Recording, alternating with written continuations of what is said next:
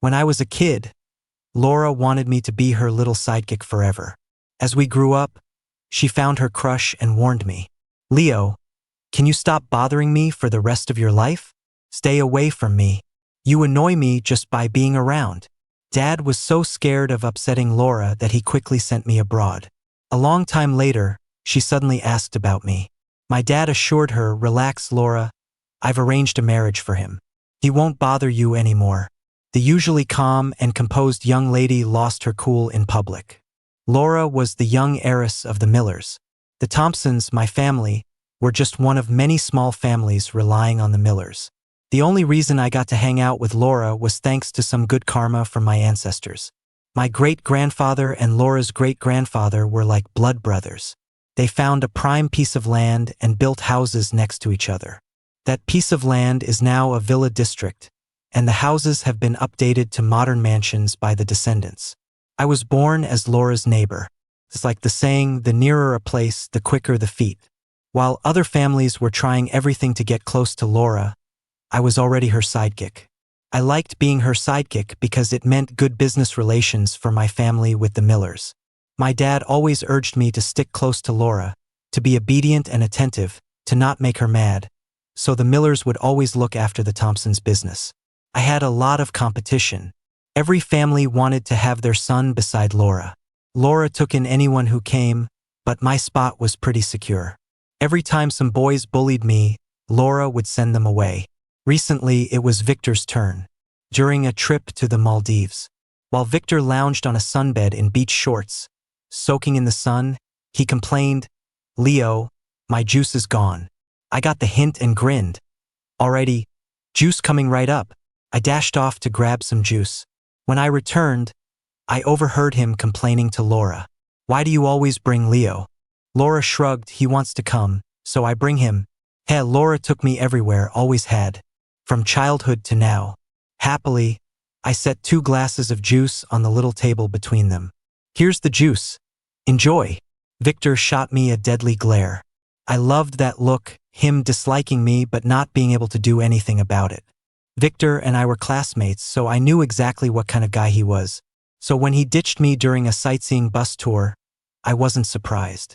But still, being in an unfamiliar place, not speaking the language, without a phone, I wandered for ages, unable to find my way back to the hotel. In the end, I squatted by the roadside, tears blurring my vision. Amidst the haze, a lollipop appeared in my line of sight. My tear-soaked eyes sparkled with joy. Laura. I knew it was her when I saw the lollipop. When I was little, my parents often weren't home, and I cried enough to alert the Millers next door. Laura would always comfort me with a lollipop. Back at the hotel. Unsurprisingly, Victor was gone. From then on, Victor was on Laura's blacklist. Victor's family business was probably done for too. In the revolving door of male companions, I was the constant Leo. I was smug, thinking I could stay with Laura forever. But reality proved me naive. After college, Laura set her sights on Simon. His family was on par with Laura's. Simon had everything: charm, education, family background, physique, looks, and brains. He was the real deal. Unlike other guys, Simon wasn't overly interested in Laura. When Laura reached out, it wasn't like she could have him in the palm of her hand as usual. His rejection sparked her interest, igniting a fierce competitive streak. She waged an all-out campaign for Simon, showering him with luxury watches and cars. Yet Simon remained unfazed. She switched tactics to a gentler approach, waking up early and burning the midnight oil to personally buy him breakfast, have lunch together, and meticulously arranged every detail. Like a general serving his lord, she was at his beck and call, just as I had been with her. I was her frequent shadow. Simon also had a sidekick, his cousin Nick. Nick and I would stand outside upscale French restaurants, staring each other down.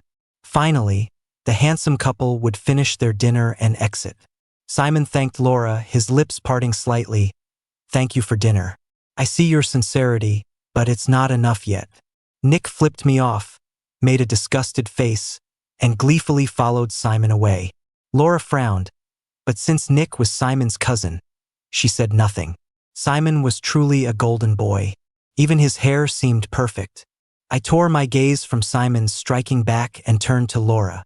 Her eyes still locked on that distant silhouette, deep with a determined gleam. On the weekend, Laura planned a sea outing and invited Simon. Simon showed up with a girl. Laura, with a fake smile, pointed at her and asked, "Who is she?" Simon smiled warmly. It felt like a gentle spring breeze. Even as a guy, I found myself a little smitten. He replied gently, "She's Jason, my childhood friend. We've always hung out together." For the rest of the trip, Laura wore a sour face, full of sarcasm. As we were leaving, I distinctly heard Simon whisper in a tender tone, "Laura, do unto others as you would have them do unto you. If you can have male childhood friends, why can't I have female ones?" A bit of a double standard, don't you think? Laura froze for a moment hearing that. She glanced toward where I was standing, seemingly in deep thought. After Simon left, Laura stormed towards the parking lot. "Laura, Laura, wait up," I shouted after her, but she ignored me. I ran to catch up, and just as I reached out to touch her sleeve, she roughly shook me off. "Can you stop following me all the time?" Staggering back, I stood there in disbelief. Her eyes were filled with resentment, impatience, and disdain. I couldn't find the words to question her. I never really had the right to stand beside Laura. She had given me that privilege and could take it back at any moment. I watched her walk away, feeling like something was missing inside me. The next day, Laura didn't wait for me to go to school together. Running into Nick in the hallway, he looked at me with a smirk. "Leo, your good days are numbered." Still upset about being ditched by Laura the night before, I didn't feel like dealing with Nick.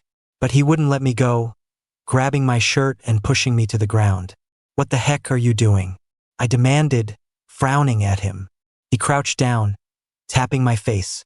"Warning you, stay away from Laura. She's the one our family's chosen as a daughter-in-law." I stared seriously at Nick. "Think you could throw some business the Thompsons' way?" Nick looked confused. "What do you mean?" "Just what it sounds like." He rolled his eyes. "In your dreams." At that, I stood up and slapped him hard. "Damn it. Does everyone think they can treat me like Laura does? Just bossing me around? Can't help with my family's business but want to run my life? Not happening." Nick was furious, holding his face with a menacing look, lunging at me.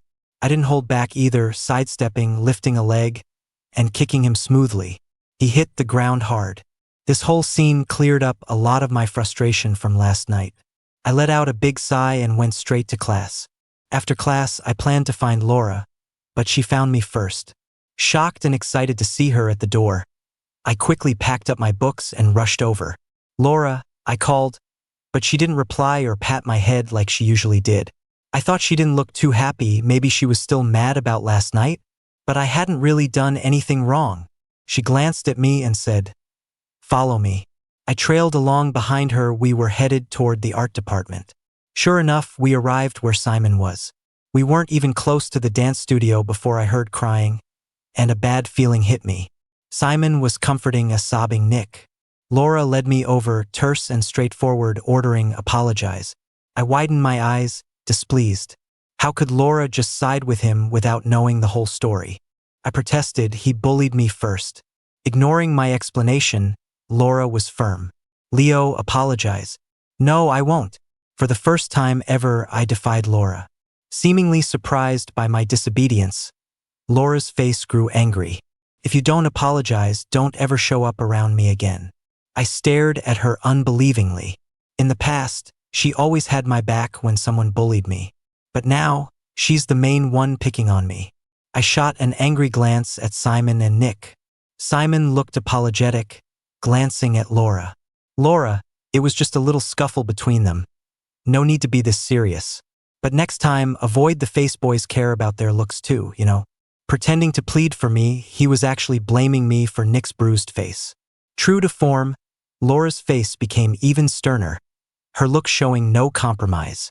I realized she was trying to give Simon an explanation, worried it'd screw up her plans with him otherwise.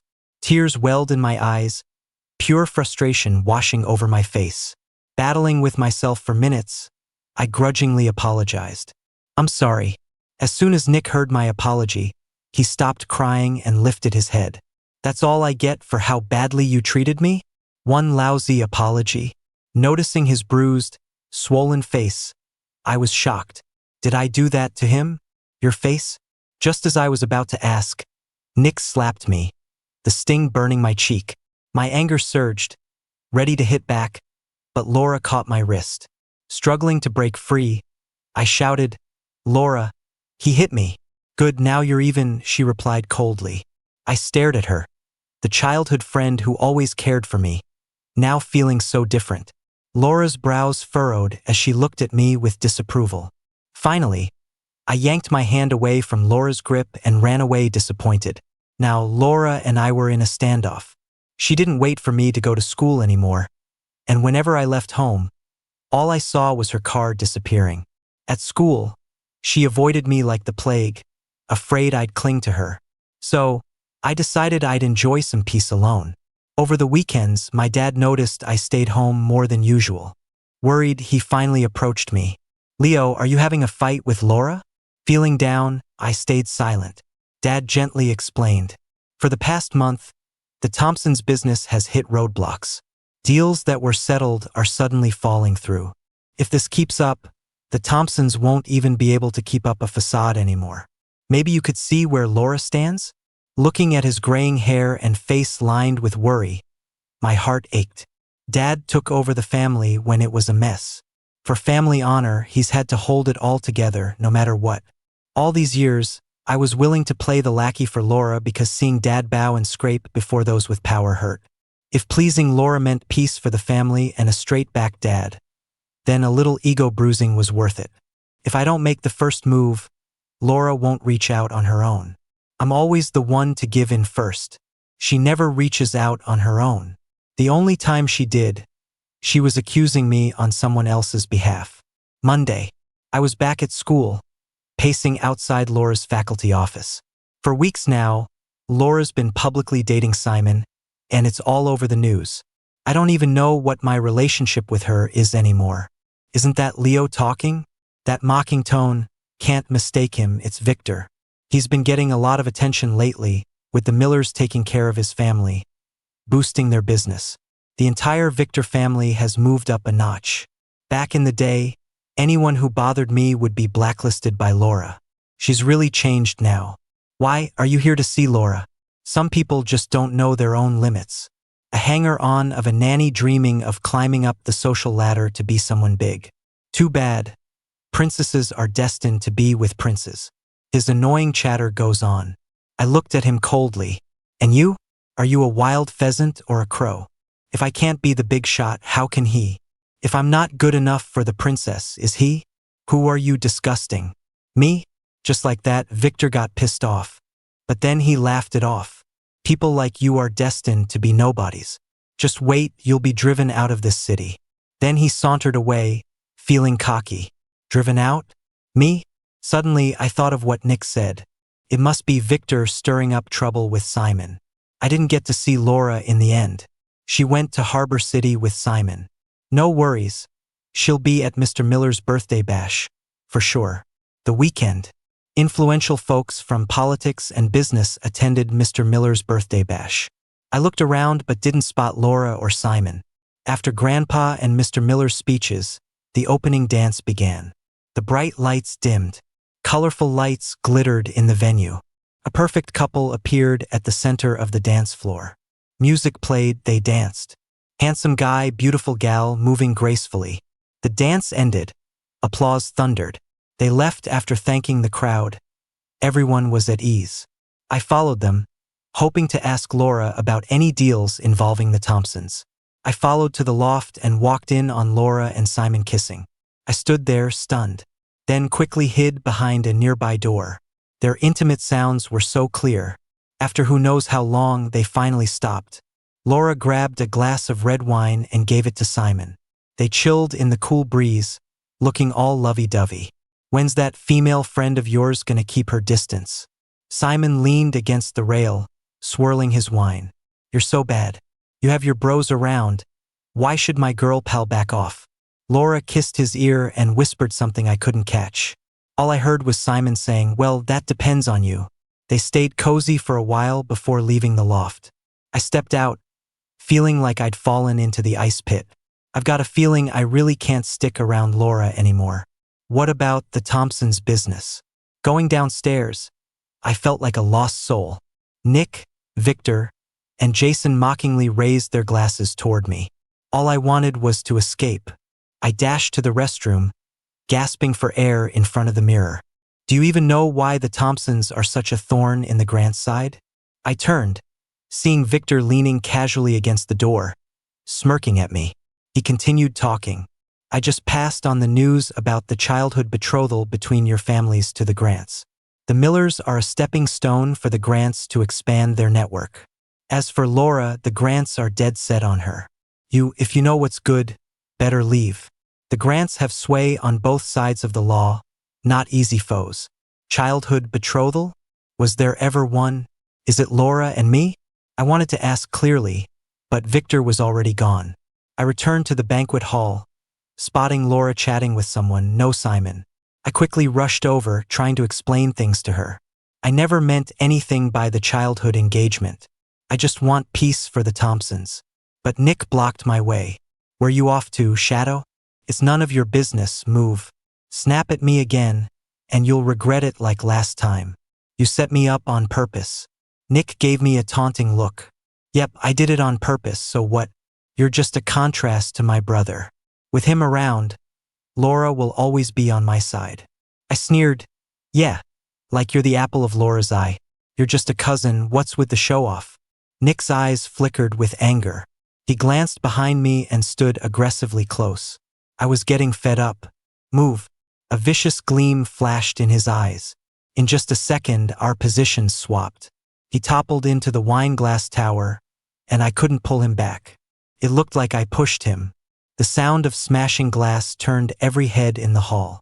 Leo, why do you always make things difficult for me? What do I owe you? Nick started accusing me, and I was at a loss for words. It wasn't me. Laura walked up, frowning at me. I quickly went up to her, grabbing her sleeve. Laura, he fell on his own, nothing to do with me. Simon helped Nick up, and the Miller's family doctor checked Nick's injuries.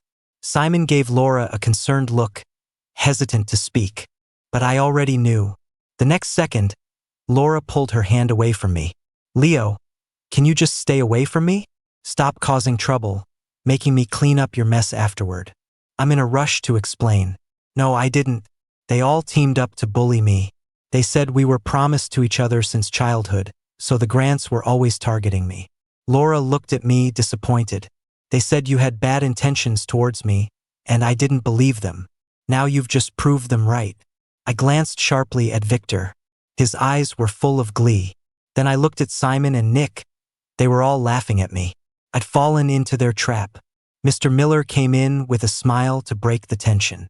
Leo, I've always thought of you like a son. You and Laura are closer than siblings.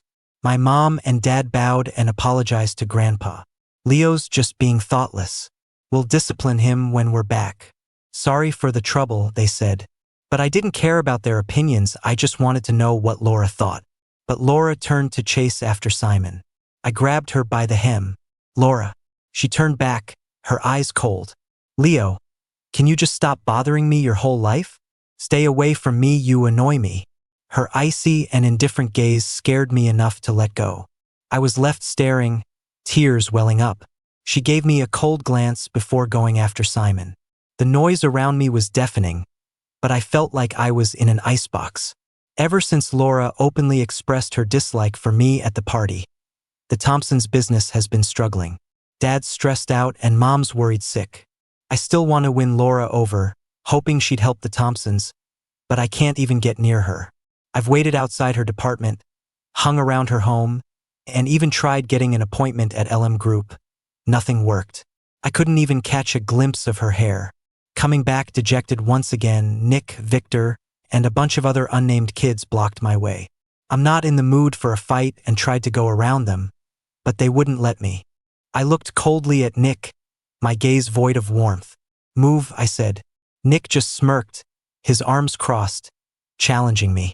Nope. What are you gonna do about it? At his signal, one of his minions started messing with me. Back off. I yelled angrily. They ignored my anger, making it worse. When they pushed me again and I staggered back, I warned them with eyes blazing red. I'm telling you, leave me alone. Don't mess with me.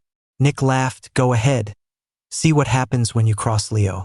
Encouraged by him, they stopped holding back, pulling my hair, tugging my clothes, pushing me around like a rag doll. Furious, I snapped one of the hands grabbing me. The crack was clear. Then I kicked and tripped two of them, slapped a couple more. After dealing with the minions, I turned to Nick and Victor. Two spoiled brats. They couldn't match someone like me who trained in martial arts since a kid. Because of my close ties with Laura, there were fools who kidnapped me once to threaten the Millers. Ever since, Laura and I started regular martial arts training. Though it wasn't me who beat Nick black and blue last time, Laura knew I had the skill. That's probably why she so easily believed I hurt Nick. But wait, if Nick knew and tried to frame me with that, he must know my skills. So why provoke me? A sudden chill hit me, a bad feeling crawling in. Nick fell, looking pale, holding his stomach and crying for help. Following his gaze, I turned. Met with eyes deep and cold, I froze. No way to argue with evidence and witnesses against me. Simon had Nick and Victor taken away. Laura was the last to leave. She paused after a few steps and turned back. I barely caught her profile. Leo, I guess I never really knew you. Her words hit me hard. My throat felt blocked, aching to speak, to explain. I opened my mouth but couldn't say a word. A wave of bitterness hit my nose, tears I couldn't hold back. I stumbled home like a ghost. In the dim room, all strength gone, I slept for a whole day and night. The next morning, feeling like a ghost, I went downstairs. The villa's dark, not a soul around. Thirsty, but the water cooler was empty. I had no clue where my parents were. Sitting on the couch, I felt like crying. I heard noise from the maid's room and looked over. Susan, dragging a suitcase, turned back every few steps. Seeing me, she looked relieved.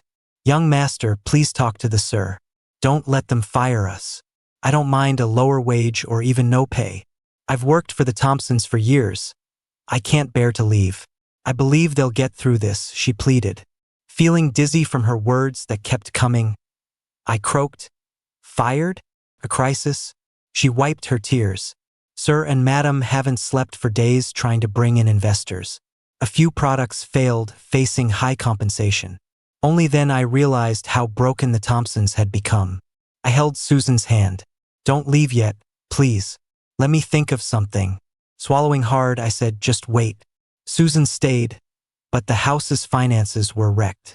I handed over all the money I had to Susan, asking her to manage things.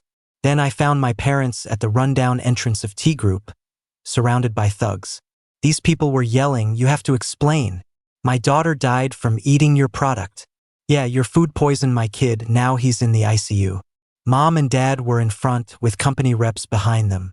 Troublemakers called in journalists to make a scene. I saw one of the agitators holding a knife. Instantly, I knew something was wrong. Dad, be careful. I rushed forward as fast as I could and kicked the knife away. The crowd immediately got agitated. It was really tough to get everything under control. Then I turned around and ran into workers demanding their pay. T Group hasn't paid wages for 2 months. Took a lot of effort to calm the workers down. The office felt dead. Dad looked exhausted. Mom was quietly crying. Dad kept slapping himself in frustration. It's all my fault. I'm useless. T Group is going to fail because of me. I quickly intervened. Dad, it's not your fault. He was crying, wiping his face, and struggled out a few words. T Group might have to file for bankruptcy. Bankruptcy? My heart sank. But honestly, I felt it wouldn't be the worst thing for T Group. This burden needs to be lifted. A failed descendant has to beg for forgiveness from our ancestors. Hearing this, I snapped awake, feeling a slight panic inside. Dad values T Group more than his life. Without it, he'd really consider ending it all. Dad, don't do this. Wait, I'll go talk to Laura. Please don't do anything foolish. But he was lost in his sadness, not listening. It's like he was already planning on meeting our ancestors. My anxiety grew. Not caring about how I looked, I immediately caught a taxi to LM Group. I need to see your Laura. The receptionist responded politely. Sorry, you need an appointment to see Laura. That's reality. When Laura and I were tight, those who now enjoy watching me struggle would eagerly show me to the execs. But now I can't even get through the door. It's just the rules of a worldly society. I tried to force my way in but got dragged out by security. I need to see Laura. Let her come out and meet me. They replied mockingly. Laura isn't just someone anybody can see. Worried about Dad. I felt powerless, slumping to the ground, in utter embarrassment. Finally, Laura's assistant, George, saw me and informed me she wasn't at the office. She might be home, so I headed to the Millers. Even the staff there weren't as welcoming as before. Businesslike, they told me. Miss hasn't been back for a while. Laura doesn't just stay in one place. Since she got close to Simon, I rarely see her here. As I was leaving, I noticed a flyer for a product launch on the coffee table. I took note. The next day, I found the location of LM Group's product launch. I disguised myself and sneaked in. After the launch, I stood at a spot where Laura would have to pass. Our eyes met, but she didn't seem keen to talk. She turned to leave. I reached out, Laura. She turned to me, her gaze cold. What do you want? I braced myself. Laura, please save T Group. If Laura intervenes, T Group can overcome all its crises. Why? Why? That's the first time she asked me for a reason. T Group always relied on LM Group's protection. I never thought we'd need a reason. I felt unsure. For the sake of old times, since we grew up together? Laura scoffed. Old times? It's more like I bought a service. Bought a service? So that's how she's seen me all these years? A tremor went through me, my fingers slowly curling back. Part of me wanted to give up, but my parents' pale faces couldn't leave my mind. So, I looked at Laura pleadingly, my voice trembling with tears. Please save T Group. I'm afraid my dad won't be able to take it. Laura looked at me mockingly, her words chilling. What does that have to do with me if he can't handle it? I don't want to support others anymore. Don't come to me again. I grabbed her sleeve. She glanced at me with distaste. She yanked my hand away. My hand turned red from her rough handling. I have important matters to attend to now, so don't anger me. With that, George held me back as Laura, hands in pockets, walked away. Watching her fading figure, my heart sank deeper. I don't know how I walked out of that building. I only remember being grabbed and taken into a van as soon as I stepped out. Half an hour later, the blindfold was ripped off. My vision slowly cleared. Seeing who was in front of me, I frowned. Nick. Nick looked at me with a cold stare. Leo, you don't have your protector anymore. Let's see how you act all tough now. A slap hit my face, making my mouth bleed. I wanted to hit back but realized my hands and feet were tightly bound. I glared at Nick. What do you want? Nick laughed, of course, revenge. You've hit me several times before. I may not have many virtues, but holding grudges is one. I closed my eyes. Being in his grasp, there's probably no escaping this time. Nick punched and kicked me, hitting all the vulnerable spots. Before long, I was breaking into a cold sweat, struggling to breathe. Seeing my non-reaction, just enduring it, Nick lost interest. Beating someone isn't that fun after all. How about we spice things up a bit? Call Laura. If she comes to save you, I'll let you go. If she doesn't, then don't blame me. Call Laura? She hasn't responded to me in ages. If I call her, will she even pick up? Nick motioned for his men to untie me. Once the ropes were off, I collapsed to the ground. Call. If Laura cares, I'll let you go. Inside, I really didn't want to contact Laura again. But years of history played like a movie in my mind. I still held some hope and expectation for her. So under Nick's pressure, I dialed Laura's phone. I tried every way I could to reach out. Laura didn't respond at all. I listened hopelessly to the endless ringing of the phone. Oh, my memory's really slipping. Today's my brother's birthday. Laura's probably swamped, right? She's got to get the present ready and set up the party. Man, I'm a bit jealous. So, the important thing Laura mentioned was Simon's birthday. I laughed softly, tears streaming down. My stomach, where Nick kicked me, started cramping up in pain. Seeing my state, Nick wanted to make it worse. Since you can't get through, let me try. I'll ask her for you. Nick called Laura on video. Busy? Laura just replied with a Leo wants to say something to you. Upon hearing my name, Laura frowned but didn't say anything. It hurt deep. She wouldn't take my call, yet she answered Nick's. Nick aimed the phone at me. I probably looked awful, crying and sorrowful. I whispered, Laura, help me. Leo, what trick are you pulling now? I know your skills better than anyone. Nick can't beat you. Even if something's up, don't bother me. On the other side, Laura was on a rooftop. The place was grand, beautifully set up. Simon was in the center, mingling happily. Laura ended the call. Her indifference shattered my last hope. Pathetic. I was like mush on the ground. The loss of hope was more despairing than the physical pain. Laura wasn't the Laura I knew anymore. Seeing I had no fight in me, Nick lost interest too. Boring. I'm heading to my brother's birthday party. Have a great evening. Nick left, but he left behind 5 burly guys. They grinned wickedly, walking toward me. 3 years later, the Millers. Dad got invited to Grandpa's silver wedding party. He's pretty used to these gatherings. Just about nodding, bowing, and praising, right? He's got it down. He had just toasted a big shot when he bumped into someone. He apologized immediately. Sorry. He looked up and saw it was Laura. Dad awkwardly smiled and tried to slip away. Laura's face darkened upon hearing him. She huffed and puffed, commanding stop. He turned around only to have Laura snap at him. He turned back, standing a meter from her. Anything, Laura? Leo. Before Laura could finish, Dad interrupted, promising earnestly, Laura, don't worry. He's betrothed. He won't be bothering you again. Laura blanked for a second, feeling a hollowness inside her. She coldly told Dad, say that again. Laura's presence was intense, and Dad wiped the sweat off his forehead. He repeated, Laura, rest assured. He is promised to another. He won't be in your way. Dad said it again. Laura's face changed dramatically. She threw her glass to the ground, shattering it. Everyone around was shocked.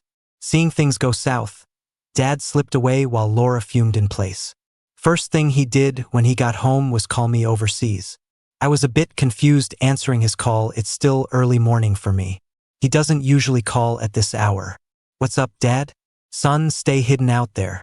Something happened? Dad told me about Laura's outburst with the glass. The Millers, Laura's study. Her eyes were fixed on the tech guys tinkering with some gadgets. My conversation with Dad came through loud and clear. Any way to trace it? A technician furrowed his brow, working carefully. After a series of beeps, he shouted, got it. I was a little groggy but wide awake after hanging up. I got up and stared out the window. Cars zipped by, neon lights shone even at this hour. I thought back to that dusk. Someone saved me just in time. He recorded the whole thing. I used that video to threaten Simon. Nick's just another minion like me. The only one with clout in the grants is Simon, the boss's son. I told Simon that if he didn't do what I asked, I'd make the video public, exposing Nick's violence. The media alone would crush the grants, disrupting their expansion plans. Meanwhile, I told him the more the Thompsons faced heat, the more I'd cling to Laura's influence, making our childhood engagement public, sticking him to the shame. Simon caved. He agreed to help the Thompsons, and I took off. The day I left, it rained heavily. Simon, afraid Laura would find out I left, gave the Thompsons a funding boost. My folks went for the ribbon cutting. I quietly headed to the UK alone. By then, my heart was numb. Laura's coldness had devastated me, making me leave without any hesitation. I told Mom and Dad to take me off the records, change my name, and slowly put down roots abroad. Shortly after I left, Laura got engaged to Simon. The engagement was grand, broadcast live globally. I saw it too from abroad. Not long after I got to the UK, I met Wendy. She's cultured, came from a good family, and discreetly helped the Thompsons plenty. During this time, my folks, Wendy, and I met across several countries. They were pleased with Wendy, telling her to take care of me. Back when I left, Simon's money temporarily saved T Group, but ongoing support was needed. Wendy helped alleviate this, keeping the Thompsons from going under. Just hopefully the Millers and the Grants leave T Group alone. I could go my whole life without returning to my home country or facing them again. When I first got to the UK, I felt really down. I didn't know anyone and was completely lost. After some time here, I embraced the Brits' love for tea and opened a bubble tea shop. It became a big hit. One shop turned into 2, then 3. I also helped T Group with their sales problems by creating overseas sales channels for their products. This finally pulled them out of a long period of losses and low sales. Now life is relatively comfortable. I sit in my office going over the numbers on the books. There's a knock at the door. Come in. Are you busy? I look up and see Wendy walk in with some afternoon tea. Not busy, I say, getting up to join her on the couch. I hand her an envelope. Wendy looks puzzled. What's this? She asks. Open it and see, I reply. Once Wendy sees what's inside, she understands. She seems a bit upset. Leo, do we have to be so exact about things? I smile and say, even close friends keep financial matters clear. Only when I've paid back everything I've borrowed can we talk as equals. My business is doing well, thanks to you. I pat her shoulder. Don't be unhappy. Clearing these debts lifts a huge weight off my shoulders. Finally, no more burdens. Would you want me to always carry that mental baggage? Wendy's lovely expression softens a little. I take it as a chance to change the mood. Now I'm finally free. Let's go, my treat for dinner. We went to a well-known restaurant which we hadn't been able to try yet because it was quite a distance from where we live. Wendy and I ordered some classic dishes. Before eating, I headed to the restroom. On my way back, I asked a server where it was. They pointed me in the right direction. When I left the restroom, someone blocked my path. I was looking down at my phone, not noticing them at first. Excuse me, please, I said. They didn't budge. Putting down my phone, I looked up. Suddenly, it was like time stopped. Everything around us was a blur. There I stood, facing them, feeling an old scar in my heart threatened to reopen. Memories I wished to forget seemed ready to break free. The calmness of my heart was disturbed. I don't even remember how I got back to the dining room. What happened? You look upset after just going to the restroom, Wendy asked, concerned. I forced a smile. Nothing. Is it an upset stomach? Wendy teased, making me laugh. You think too much. Just eat. I assumed Laura had left by the time we finished. But as soon as we stepped out, Wendy was attacked. Laura was wild, swinging punches at Wendy, who was caught off guard and took several hits. Stop it. I pleaded repeatedly, but Laura was in her own world, not listening. With no choice, I caught her fist and pushed back. That finally made her stop. But why did she look so hurt? Ignoring her, I quickly checked on Wendy's injuries. Are you okay? Wendy's face was a mess, but still. She smiled and shook her head. I'm fine. Let me take you to a doctor. I helped Wendy away, making sure to watch Laura in case she tried something again. She stared at me with eyes full of unsaid words. I couldn't deal with it, so I left with Wendy. I thought Laura would leave too. But when I got home later, I saw her waiting at my door. I hesitated for a moment, then decided I had nothing to fear. I hadn't done anything wrong. So I calmly unlocked my door, went inside, and shut it right behind me. Exhausted, I crashed into bed. The next morning, I opened my door. A figure fell forward from where they had been leaning. It was Laura. She looked pale with sweat beads on her forehead and seemed unconscious. I was torn about what to do. In the end, I knew I should help her. But as I reached out, the pain from that time Nick beat me came rushing back. Frozen by that memory, I withdrew my hand. She didn't help me back then, so I kicked her away, closed the door, and left her lying there. I didn't understand what game she was playing. Anyway, it wasn't my problem. I've moved on. I don't have to be Laura's lackey anymore, doing everything to please her. Her fate is not my concern. But ever since that day, she's been like a ghost, always around. When I eat, she's outside the window. At art shows, she stands on every corner. When I go to work, she's at the office entrance. What's worse, whenever I'm with Wendy, Laura attacks her. In all this time, I hadn't spoken a word to Laura. I thought she'd eventually lose interest. But it had been 2 whole months, and she was still doing this. Many times, her assistant George watched from a distance, looking like he wanted to say something but didn't. At the office, people whispered. Back home, my neighbors avoided me like I was cursed. One night, Laura wasn't there when I got home. I felt relieved but also strangely empty. As usual, I quickly unlocked, entered, and shut my door. I'm a light sleeper. Half asleep, I heard the sound of my door lock. I woke up, alert. In the dark, I reached for something to defend myself, a bit of wood, and hid behind the couch. Someone was rummaging through my place, searching. They entered my bedroom, realized the bed was empty, and got cautious. My heart raced. I'd hoped to just let it go, but now I couldn't. When they were close enough, I attacked first, swinging hard at their back. The person shouted, quickly fought back, and the confrontation began. I just realized he had an accomplice, 2 massive guys, each 6'3". Even though I've trained in martial arts, handling them was seriously tough. One of them pulled out a short knife, and the glare from the streetlight made me squint. I got knocked down when I wasn't paying attention. As one of them lunged with a knife, I rolled away just in time. But being boxed in like this, I was already exhausted. Eventually, one of them tied my hands and the other pointed a knife at me. I closed my eyes in despair. Right at the last moment, someone burst in.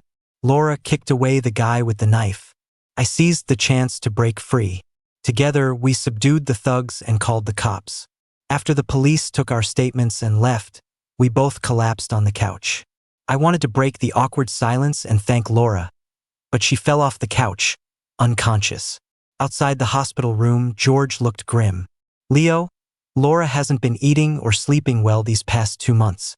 Her body's totally worn out. Before he could finish, the doctor called for family. I walked into the room and saw pale-faced Laura. It didn't feel right. How are you? Laura smiled gently, just like when we were kids. I'm fine. Let me peel you an apple. I hesitated, shocked. I just said it randomly. She used to hate apples. But with no choice, I sat down and started peeling. After finishing the fruit, the situation felt awkward. I wanted to leave but felt awkward saying so, checking my watch every now and then. If you have things to do, you can go, she said.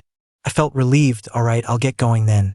As the door shut, I saw her frown reflected in the glass. But Laura, this wasn't my fault. Everyone's got to face the consequences of their own actions.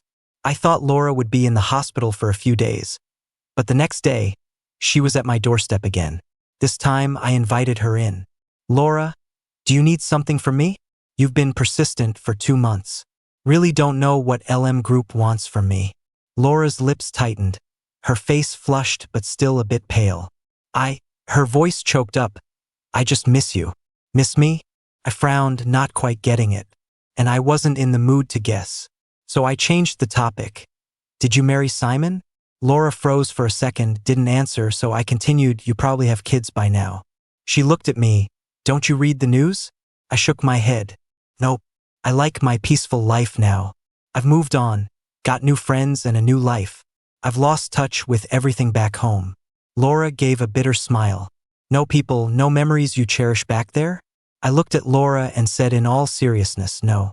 That day, Laura left looking heartbroken. Her lonely back just like mine when I left for abroad years ago. But no one really understands anyone else's pain. People need to live in the moment. Laura never showed up like a ghost in my life again. My life returned to peace. Thinking of Wendy, I felt a little guilty.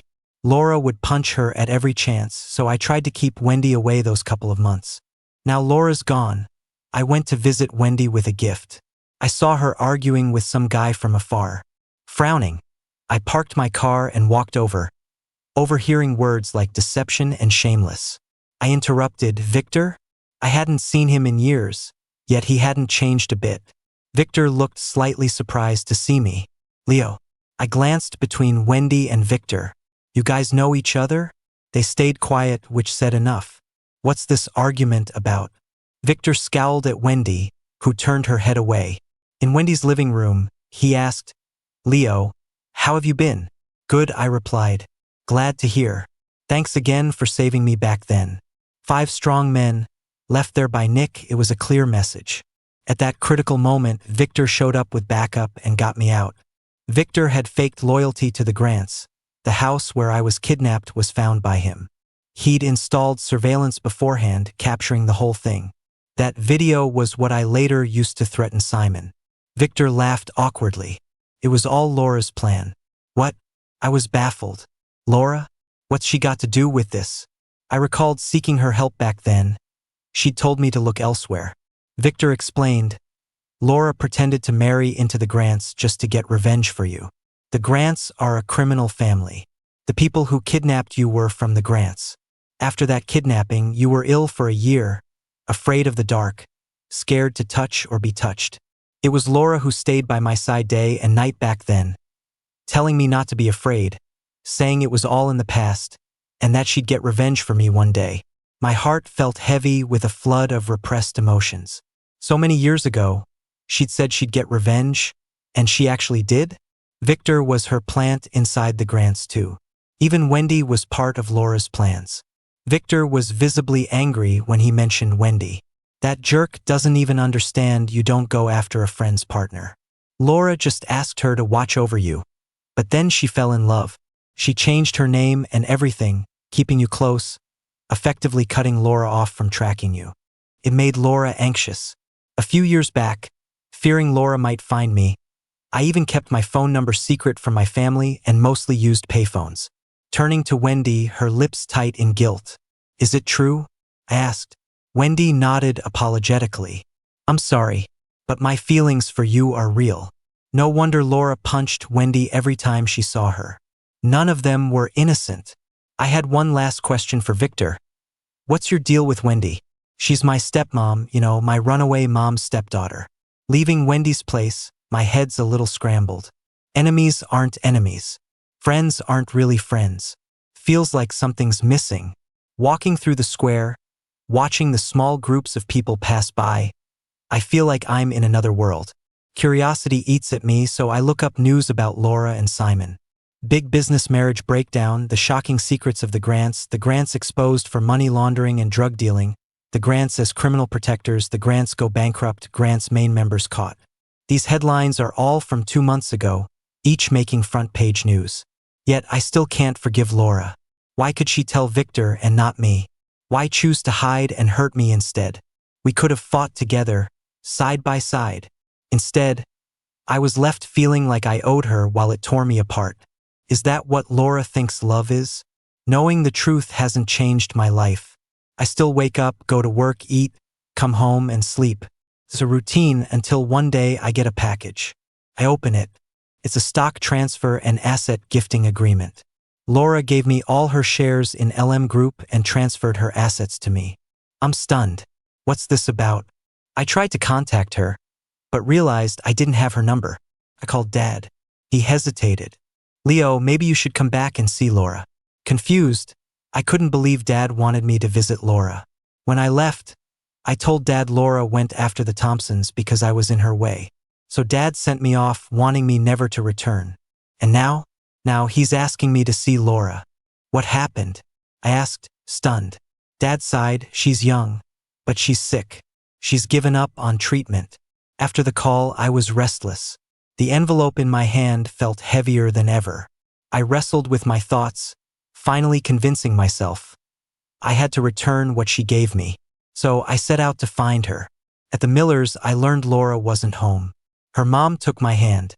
Leo, she did what she had to. The Grants were after the Millers too. If pushed, the Grants could take us down. Your engagement to Laura was real. She sent you away so the Grants wouldn't target you, and she could get things done. After you left, she fought and won against them. Mr. Miller explained how the government wanted to take down the Grants but needed someone to do it discreetly due to political tensions. Laura was perfect for the job. With me gone, she had nothing holding her back. She led me to Laura's study. Walls covered in my photos. How could anyone believe she didn't care for me? Now she's sick, hiding somewhere. We can't find her. Mr. Miller's voice cracked. You searched everywhere? I asked. We did, he replied, choked up. All over. She's just gone. Could she be preparing to vanish forever somewhere secret, knowing her time was short? My heart ached. I paced, thinking about where she'd go in her final days. Her study gave no clues. Then I noticed amid all those photos, one with a pyramid. It hit me. When I was little and got kidnapped, I thought I would die. I told Laura, if I die, make me a mummy so you can visit me. Laura forbade such talk. You're not dying. If we do, it's together, and we stay as mummies forever. She must care so deeply. She wouldn't want me to hurt if she left without a trace. Could she have meant it? I headed to Egypt. In modern times, mummification isn't practiced, but some workshops still know the craft for special burials. I searched until I found one of these places, and Laura was there, at a workshop whose ancestors mummified royalty. Though illegal, some aristocrats still wished for this burial method. I walked through the door. A quiet courtyard, a deck chair creaking as it swayed. I approached and saw Laura resting with her eyes closed. Tears filled my eyes. I stormed over, furious. Laura, you coward. Hiding because you're sick? Where's your responsibility? Group is yours. Why dump it on me? You've upended my life only to abandon it again? Laura opened her eyes, shocked to see me there, and listened in stunned silence. Do you know how ugly mummies are? I like pretty little fairies, not ugly things. Go die someplace else far away. Laura tried to speak. Finally, she squeezed out a sentence, cautiously watching my reaction. So, should I freeze on Mount Everest? I almost laughed out of frustration. I don't like dead people. I like the living, lively, full of energy. In the end, I managed to bring Laura home. On the plane. Is it because when I was a kid, I said I wanted to be turned into a mummy when I die? Laura nodded. I was speechless. That was when I was a kid. I didn't know mummies were ugly back then. I don't like mummies now. Laura stared right into my eyes. As long as the body's preserved well, the soul will return. I wanted to say more, but her words stopped me. So, does she want to preserve the body and have the soul come back to me? Sounds creepy, but kind of touching. Can't we just be fine on our own? She's a grown woman but makes people worry. I looked at her, frustrated. She batted her eyes at me like a wronged little wife. I felt some sympathy. She's sick now, yet I still don't know what's wrong with her. What exactly is your illness? Is it really terminal? Do you have to die? She hemmed and hawed. I got angry. Are you even a woman? You can't even explain your condition. Blabbering nonsense, breast cancer. Her words interrupted my rant, and I looked at her in surprise. Did I hear that right? What? She said clearly this time. Breast cancer. I was momentarily speechless. I averted my eyes, feeling awkward. I secretly searched it on my phone. Although breast cancer is common, being under constant stress and having bad emotional states does increase the risk of breast issues. Is that how she got it? So, keeping a good mood and mindset is critical. Nothing in life matters besides life and death. Back home. Found the best hospital, the best doctors. Before she went into surgery, she held my hand tightly. Leo, wait for me to come out. I warned her. You have to come out alive. If you die, I'll take your money and find fairies and sprites. Laura looked aggrieved as she entered the operating room. I won't give you the chance. As the doors closed, separated me and Laura into two worlds. I haven't completely forgiven Laura in my heart. But whether I choose to forgive in the future or not, she has to be here. The debt ends with life. She tormented me. I need her alive to settle the score. During the wait, I dozed off, going back to childhood. I liked being her little follower because getting along with Laura meant the Millers would take care of the Thompsons' business. Stick with me for life? I asked with a gentle smile. You stick with me for life? I stick with you for life. What's the difference? Laura scratched her head. There's no difference, really. It's a lifetime either way. I nodded. Right. So be my little follower for life. Laura thought about it, then nodded. Okay. For life.